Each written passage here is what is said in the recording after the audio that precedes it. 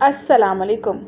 آج کی کہانی شروع کرتے ہیں۔ والد صاحب کے پاس ایک دوست کی وساطت سے ایک نوجوان آیا جو اعلیٰ تعلیمی یافتہ تھا، لیکن گاؤں میں قیام پذیر ہونے کے سبب اس کے لیاقت اور ڈگری کے مطابق نوکری نہ ملتی تھی۔ لباس اور وضاحت سے شریف اور مہذب خاندان کا چشم و چراغ دکھائی دیتا تھا۔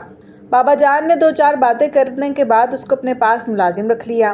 بابا جان نے غلام نبی اس نوجوان کی کارکردگی کو دیکھنے کے لیے اسے اپنے کچھ اہم کاروباری امور سونپ دیے، جنہیں اس نے بڑی خوش اسلوبی سے نپٹایا۔ وہ ایک اچھا ڈرائیور تھا۔ اس نے ہمارا ٹرک چلانے کی خواہش ظاہر کی تو والد نے اسے اپنے سامان سے بھرا ٹرک سونپ دیا۔ اس نے ہمارا ٹرک چلانا شروع کر دیا۔ وہ اکثر سامان لانے اور لے جانے کے سلسلے میں گھر آتا تھا۔ بابا جان گلاب خان کو بہت اچھا جانتے تھے۔ اب وہ کھانا بھی ہمارے گھر سے کھاتا۔ بلا شبہ وہ بہت شریف انسان تھا، ہمیشہ ادب سے بات کرتا اور نیچی نگاہ رکھتا تھا۔ میں اپنی بہن بھائیوں میں سے سب سے چھوٹی تھی اور کافی سیانی ہو چکی تھی۔ 2 بڑی بہنیں اپنے گھروں کی ہو چکی تھی۔ اب والد میرے فرض سے سبق دوش ہونا چاہتے تھے۔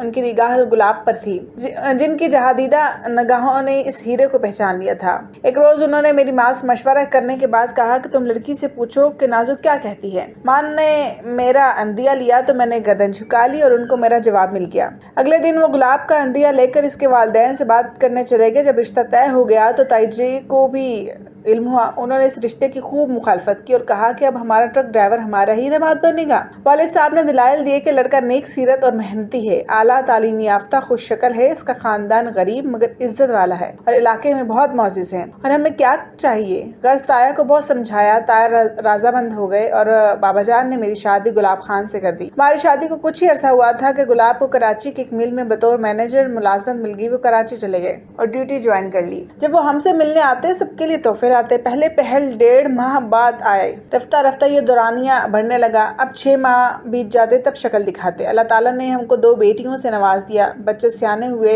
تو باپ کی غیر حاضری کو شدت سے محسوس کرنے لگے۔ میں بچوں کو پیار سے دلاسے دیتی اور جب موصوف آتے تو میرا ان سے یہی تقاضا ہوتا کہ بچیوں کو آپ کی محبت اور توجہ کی ضرورت ہے، اب ہم آپ سے جدا نہیں رہ سکتے۔ کافی بحث و تکرار کے بعد بالآخر وہ ہمیں اپنے ساتھ لے گئے۔ بچیاں باپ کے ساتھ رہنے کی وجہ سے بہت خوش تھیں۔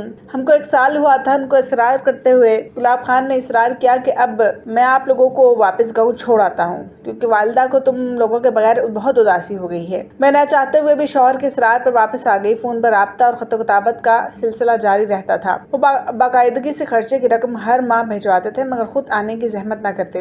کہتے تھے مجھے چھٹی نہیں ملتی۔ بچیاں 5ویں اور 6ٹھی میں پہنچ چکی تھی اور میں ابھی تک میکے میں پڑی تھی۔ یہ خیال سہانے روح بنتا جا رہا تھا کہ میرے والد صاحب اور میں نے گلاب خان کو کس قدر چاہا تھا، لیکن اچھے عہدے کے ملتے ہی اس کے رویے میں آہستہ آہستہ تبدیلی آ گئی ہے۔ آخر اس کے پیچھے کوئی بات تو ہوگی۔ چاہتی تھی بدگمانیاں مجھ پر حملہ نہ کریں، لیکن کیا کر سکتی تھی سوائے منفی سوچوں سے خود کو ہلاک کرنے کے۔ ایک خاندان ہمارے محلے میں آباد تھا، نمبردار کہلاتے تھے۔ ان کا ایک بیٹا بڑا فرمانبردار قسم کا تھا۔ کیونکہ اس نے شہر میں رہ کر تعلیم حاصل کی تھی، وہ باقی گھر والوں کی نسبت سلجھا ہوا تھا۔ اس کا نام محی الدین تھا۔ ہمارے بینک کے کام اور منی آرڈر بھی وہی لے کر آتا تھا۔ اس طرح اس کا آنا جانا ہمارے گھر زیادہ ہو گیا۔ شوہر تو ویسے ہی مجھ سے کوسوں دور تھے اور میں سمجھتی تھی کہ مجھ میں دلچسپی نہیں لیتے، اور ادھر بچیاں بڑی ہو رہی تھیں۔ محی الدین نے اس موقع سے فائدہ اٹھایا۔ اس نے میری توجہ حاصل کرنے کے لیے بچیوں کے مسائل میں دلچسپی لینا شروع کر دی۔ ان کے اسکول کے مسئلوں میں بھرپور توجہ دی۔ یوں میں بھی اس شخص کی توجہ کرنے لگی۔ ان دنوں مجھ کو زیادہ تنہائی محسوس ہوتی تھی۔ والد صاحب نے بھی محی الدین کی طرف میرے جھکاؤ کو محسوس کر لیا۔ ایک دن مجھے سمجھایا، بیٹی تمہاری نیت اچھی صحیح، لیکن دوسرے کے دل کا کچھ پتہ نہیں ہوتا۔ تم اپنے شوہر کی لاج ہو، اس کی امانت ہو، آخر تم کیوں ایک پڑوسی اور غیر شخص جو ہمارا کچھ نہیں لگتا اس پر اتنا بھروسہ کرنے لگی ہو؟ میں نے 2-4 باتیں کر کے والد صاحب کو چپ کروا دیا، لیکن والدہ نے نظر انداز کرنے کے بجائے میرے شوہر کو خط لکھ دیا کہ تم جلدی آؤ اور اپنی امانتیں خود سنبھال لو، ورنہ بعد میں مجھے کسی قسم کا الزام مت دینا۔ خط ملنے کے ہفتے بعد گلاب خان آ گئے۔ وہ مجھ سے ناراض تھے۔ اصرار کیا کہ بس اب تم میرے ساتھ چلو۔ میں پہلے جانا چاہتی تھی مگر آپ لے جانے پر راضی نہ تھے۔ اب میں جانا نہیں چاہتی تو کیوں لے جانا چاہتے ہیں؟ اب بچیاں اسکول میں پڑھ رہی ہیں، میں نہیں جاؤں گی۔ خاوند نے سر توڑ کوشش کی، میں اپنی ضد پر قائم رہی۔ تب انہوں نے انکشاف کیا کہ کسی محلے دار نے تمہارے بارے میں بڑی غلط قسم کی باتیں مجھے بتائی ہیں، کیونکہ تمہارے والد کے مجھ پر احسانات ہیں اور میں احسان فرموش نہیں کہ میں ایسی باتوں کو لبوں تک لاؤں جس سے کہ تمہارے دل کو ٹھیس پہنچے۔ آخر یہ محی الدین کون ہے جو تمہارے کام کرتا ہے؟ اس کو میری بچیوں میں اتنی دلچسپی کیوں ہے؟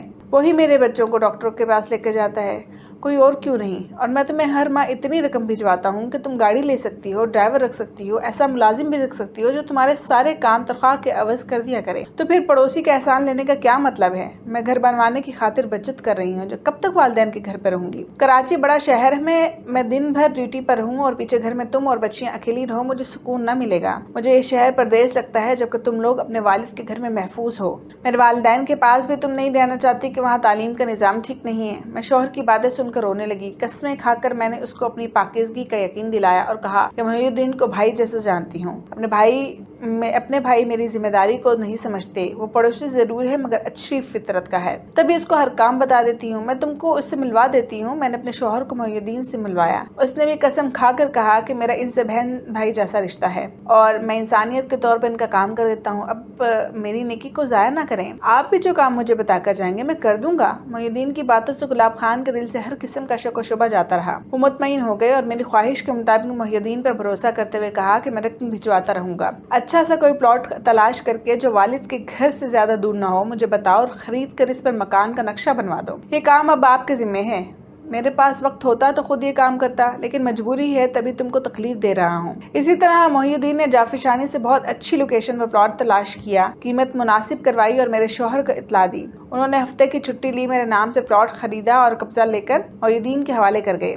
اسی طرح قلیل مدت میں مکان کی تعمیر شروع ہو گئی۔ مکان مکمل ہو گیا۔ وہ مجھے فون کرتے پوچھتے اب کتنا گھر بن گیا ہے؟ تمہاری خوشی کے لیے میں دن رات محنت کر رہا ہوں، تب بھی مجھے عقل نہ آئی کہ مجھے اپنے نیک سرے شوہر کی قدر کرنا چاہیے اور اس پر بدگمان نہ رہنا چاہیے، جس نے مرد ہو کر میری ہر بات کا یقین کر لیا۔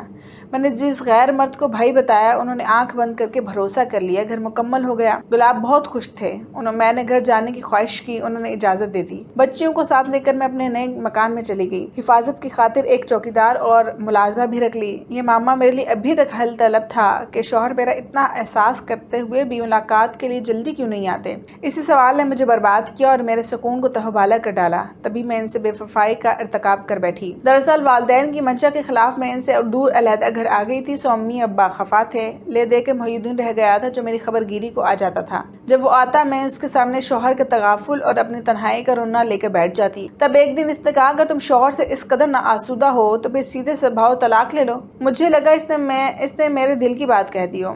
اس کے بعد میری اس کے ساتھ پسندیدگی بڑھنے لگی۔ میں اس کی باتوں میں آ گئی اور ایک وکیل کے پاس گئی، خلا کا سمن گلاب کو بھجوایا۔ گلاب کو سمن ملا اور اس کے پیروں تلے سے زمین نکل گئی۔ وہ اسی وقت روانہ ہو کر گھر آ گیا۔ اس نے مجھے کہا ناز پرور، ہوش میں آؤ، اس حماقہ سے باز رہو، ہماری بچیاں ہیں، ان کا کیا بنے گا؟ میرا ایک ہی جواب تھا کہ پہلے تم مجھے لے کر نہیں جاتے تھے، بس اب مجھے تمہارے ساتھ نہیں رہنا، مجھے طلاق دو۔ کافی بحث و تکرار کے بعد گلاب کو یقین ہو گیا کہ اب میں اس کے ساتھ نہ رہوں گی، اور جب ضد پر آ جائے تو گھر آباد نہیں رہ سکتا، اسے جھکنا ہی پڑا۔ اس کو بابا جان کا لحاظ تھا، لہٰذا میری خواہش کے مطابق طلاق دے دی۔ والدین تو مجھ سے سخت ناراض ہوئے لیکن میں نے کسی کی نہ سنی۔ عدت پوری کرنے کے بعد محی الدین سے نکاح کر لیا۔ اللہ گواہ ہے کہ نکاح سے پہلے کبھی محی الدین نے میرے ساتھ غلط قسم کے مراسم استوار نہ کیے اور نہ لفظی طور پر پیار محبت کا ڈرامہ رچایا، بس خاموشی سے ہر مرحلے پر میری مدد۔ اسی بات سے میں نے اس کو اپنا جیون ساتھی بنانے کی جرت کی، ورنہ عام حالات میں تصور بھی نہیں کر سکتی تھی۔ وقت گزرتا گیا، بچیاں بڑی ہو گئیں، میں نے ثنا اور ہنا کے رشتے بھی دیکھ لیے، چاہتی تھی کہ ان کو کم سنی میں بیاہ دوں۔ اس بات کی خبر والدہ کو مل گئی کہ میں غیروں میں بچیوں کے رشتے ناطے کر رہی ہوں۔ ایک روز وہ اچانک میرے گھر آئی اور مجھے بہت لان تان کی کیا حماقت کر رہی ہو، لڑکیوں کی شادی کا فیصلہ سوچ سمجھ کر کرو اور ان کی زندگیوں سے مت کھیلو۔ ایک تو تم نے ہمارے علم میں لائے بغیر گلاب خان سے طلاق لی، ابھی تم اتنی سمجھدار نہیں ہوئی کہ اپنے اچھے برے فیصلے کرتی پھرو، کم از کم مجھ سے تو مشورہ کیا ہوتا۔ جاتے وقت وہ میری لڑکیوں کو بھی ساتھ لے گئی اور کہہ گئی کہ اب انہیں اس کے سوتیلے باپ کے رحم و کرم پر نہیں چھوڑ سکتی۔ انہوں نے میری بات کو نہ سمجھا کہ بیوی شوہر کے ساتھ ایک برس تک نہ ملے جبکہ وہ اپنے ملک میں رہتا ہو۔ آخر کیوں گلاب خان سے اس امر کی پاس پرس کیوں نہیں کرتا؟ بہرحال ماں نے گلاب کو ناراضگی کا خط لکھا کہ تم نے مجھے بتانا ضروری نہیں سمجھا اور خاموشی سے ہم سے مشورہ کیے بغیر ناز پرور کو طلاق دے دی۔ اب اگر اپنی بچیوں کو ہم سے لے جاؤ اور اپنے سایہ شفقت میں جگہ دو۔ ہم نے ضرور تم کو گھر داماد بنایا تھا لیکن خبر نہ تھی کہ تم روپیہ کمانے والی مشین بن جاؤ گے اور میری بیٹی کو لمبی فرقت کی آگ میں جلاتے رہو گے، جس کا نتیجہ تم لوگوں کی دائمی جدائی کی صورت میں نکلا ہے۔ والدہ نے مجھ سے بھی قطع تعلق کر لیا۔ میری ماں کا خط ملا تو گلاب اپنی بچیوں کو لینے آ گئے اور جا کر اپنے والدین کے سپرد کر دیا۔ ادھر مجھے محی الدین اپنے والدین کے گھر لے گئے، انہوں نے مجھے قبول نہیں کیا۔ لیکن خود محی الدین کا رویہ میرے ساتھ اچھا اور پیار بھرا تھا. میرے لیے یہی بہت تھا. اپنے گھر والوں کی مخالفت کے باوجود اس نے مجھے اپنے ساتھ رکھا اور وفا کی. تو میں نے بھی سوچا اگر یہ شخص مجھ سے اچھا ہے تو میں اس کے لیے ہر دکھ سہ لوں گی. دوسرے شوہر سے مجھے 2 بیٹے اور 1 بیٹی ہو گئی. میرا گھر دوبارہ بس گیا. بڑی بچیوں کی آس ستاتی تھی لیکن اطمینان تھا کہ ان کے دادا دادی ان کو بہت پیار سے رکھتے ہیں. میری ماں بھی اپنے نواسیوں سے ملنے جاتی رہتی تھی. میں دوسری شادی کر کے خوش و خرم تھی کہ وقت نے کروٹ بدلی اور ایک روز محی الدین کے والد کی زمینوں پر جھگڑا ہو گیا. گولی محی الدین کو لگی اور وہاں ہی ڈھیر ہو گئے. ان کے وفات ہوتے ہی سسرال والوں نے مجھے گھر سے نکال دیا. اب تمہارا ہم سے کوئی ناتا نہیں. چاہو تو بچے ہم کو دے جاؤ, چاہو تو ساتھ لے جاؤ. ہم ایسی عورت کو نہیں رکھ سکتے جس نے ماں باپ کے سر میں خاک جھونکی, شوہر سے خلا لی اور ہمارے لڑکے کو پھنسا کر بیاہ رچایا. غلاب خان نے جو گھر بنوایا تھا وہ میرے نام پر تھا. میرا تالا اس پر لگا ہوا تھا. میں نے تالا کھولا اور اس گھر میں جا کر پناہ لی. سوچتی تھی اگر یہ گھر نہ ہوتا تو میرے ان بچوں کو چھت بھی نصیب نہ تھی. آخر گلاب کے گھر کی چھت نے ہی مجھے اور میرے بچوں کو پناہ دی. سد شکر کہ میرا ایک بھائی جو اس قابل ہے کہ میرا خرچ اٹھا سکے. بڑا بھائی ہر ماہ مجھے خرچے کے لیے مناسب رقم دیتا. خدا اسے سکھی رکھے. اس نے مجھے محتاجی کے عذاب سے بچا لیا. میں نے پہلے شوہر کی قدر نہ کی اور والدین کو بھی ناراض کیا, تبھی مجھے یہ کٹھن دن دیکھنے پڑے. اگر آپ کو ہماری سٹوریز اچھی لگتی ہیں تو اس چینل کو سبسکرائب کیجیے اینڈ نوٹیفیکیشن کے آئیکن کو پریس کیجیے اور لائک کیجیے.